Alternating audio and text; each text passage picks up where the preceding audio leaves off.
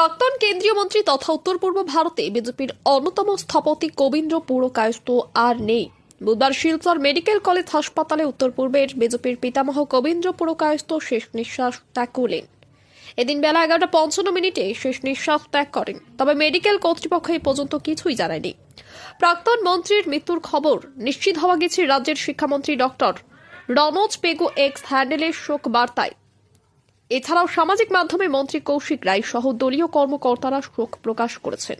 95 বছর বয়সী প্রাক্তন কেন্দ্রীয় মন্ত্রী কবীন্দ্র পুরকায়স্থ কয়েকদিন ধরে মেডিকেলের ভেন্টিলেশনে ছিলেন। ডক্টর অভিজিৎ স্বামীর নেতৃত্বে একটি টিম গঠন করে চিকিৎসা চলছিল। বুকে সংক্রমণ, রক্তচাপ সহ নানা রোগে ভুগছিলেন। শেষের দিকে কিডনি ও হার্টেরও সমস্যা দেখা দিয়েছিল বলে জানা যায়।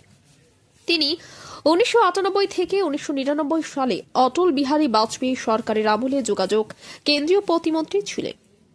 তিনি 3 বারের সাংসদ ছিলেন। 1991, 1998 ও 2009 সালে শিলচর লোকসভা আসন থেকে সাংসদ নির্বাচিত হন।